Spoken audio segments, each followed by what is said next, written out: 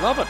I love it. The small electric Ford, Hughesy. Mate, an excitement machine, no doubt about it. And for someone to fly so high at 177 centimetres, I think I'm a centimetre taller than you, all right? So, and to think that if I had the ability, I also could have done that. Is that how it works, Code?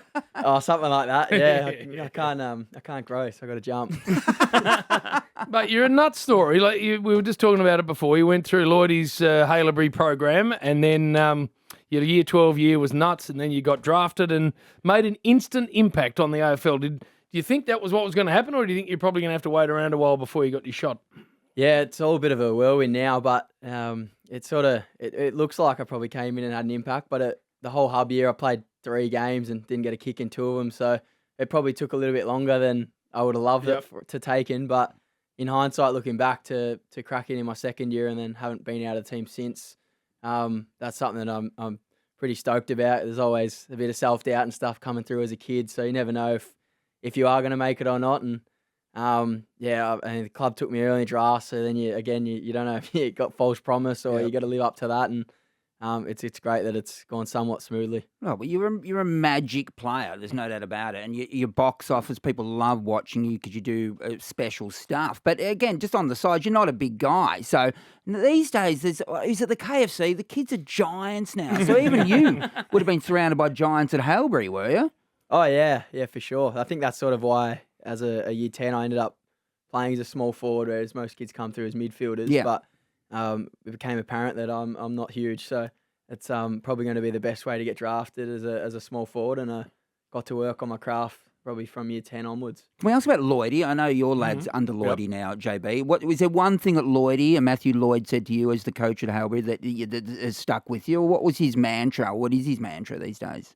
Lloydie had a huge impact on me coming through. But probably the best one was I was lucky enough to be captain in year 12, and he just sort of he laid on the message that he was told, I think, by Kevin Sheedy, there's no need to change. You know, when you voted in as captain by your peers, it's for that reason. So not to adapt, and hopefully if there's leadership roles in the future or whatever, that's sort of something that I'll continue to live by. Yeah, wow. Yeah, it's being captain. It enjoys winning, Lloydie. Oh, yeah. We need to place that on the table. The gentleman enjoys winning. Did you win? Did you win the premiership in your year 12 year? Or Luckily, we did. You did? Yep. Yeah. You have the King boys, and who was? Yeah, that helps. Yeah, they were pretty decent. The twins. Yeah, we had a whole heap. I think there's a team photo of when I was in year 10, and there's about 15 of us drafted. Who else? Andy Brayshaw, Charlie wow. Constable, Oscar Clavarino. I'm going to forget a lot of the boys. Liam Stocker. There's a bloke at nearly every club now at Haileybury. That's huge. My brother, because obviously his son was playing the team, yeah, and Mark played AFL footy himself, so knows what he's watching, said to me, in Andy's year 12 year, more than once, one King boy kicked the ball out from full back, another one marked it and then kicked a goal. And Mark said, I played and watched a lot of footy in my life. I've never, ever seen it happen, and it happened more than once. Yeah, it's true. I think the beauty of playing in rich suburbs, there's not much real estate, so kick it out and you're in the forward pocket.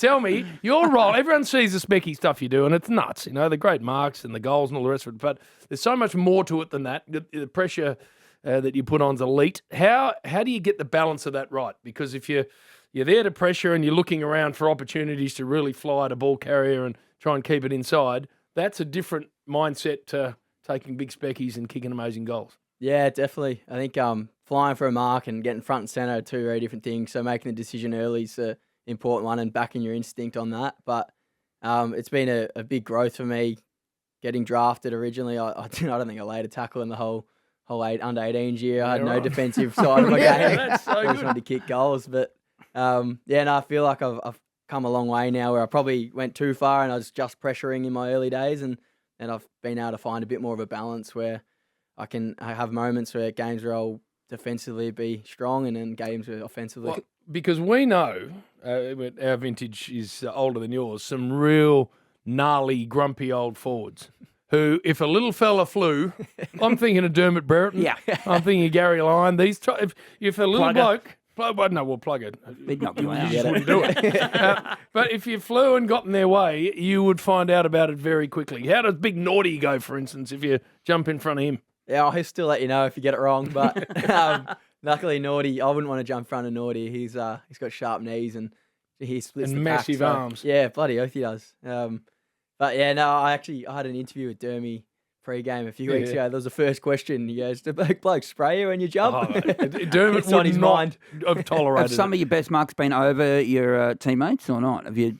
I Who's think got- Ruckman, target Ruckman. Oh, yeah, the right. opposition Ruckman. They sit under it because they're tall, so you get a chance. But it's happening a lot. Like Jamie Elliott's mark, he's Yes. a similar player. That's ridiculous.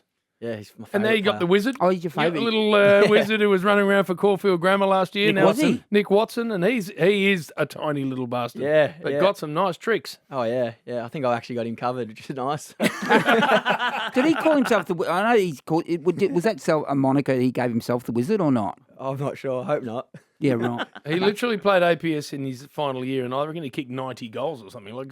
Have you seen him live? Yeah, well, I haven't seen him. I've seen him on Jeez, he TV. can walk under this table. I know, but he's solid though. No, he's brilliant, is what he is. And we're going to take a break. I actually love the fact, because you're not that, Boomer Harvey was a tiny little man. I love the fact there's a place in AFL footy for players like that, of that size. No Yeah, doubt. good. Well, that's the beauty of the game. That you go from Caleb Daniel, who Yep. you tower over him, don't you? I do. He loves it too, you can tell. All right, we're going to take a break. More But with hear about Cody his Weightman pain. after this. He's still out with an elbow injury. You know what? They're missing him, and I don't think they're mentioning it enough. The form's been a bit patchy for the Bulldogs, and this guy being out is a big reason, I reckon. So, but you've dislocated your elbow. Yeah, is that right? Yes. It correct, looks yep. a really painful injury. I dislocated my shoulder on New Year's Eve in the Gold Coast, and I wasn't able to get a green whistle for 2 hours. And it was the worst 2 hours of my life. I had a woman DM me after I put it on Instagram, because I got to put it on Instagram, and she said her 3 natural births were less painful than her dislocated shoulder, right? So, and she'd had no drugs during those births. How painful was that, your injury, your dislocated shoulder? Elbow. Oh, sorry, how painful was your dislocated elbow? Yeah, it's not a nice feeling at all. Did you get the green whistle straight away? No, the first 2 times I kept playing, so you're not allowed to play with the green whistle. Came back on, Hughesy. Played the game. Won the game for him after doing it. What? Yeah, no, it was lucky. They're good meds they give you. What do they give you? I don't actually know.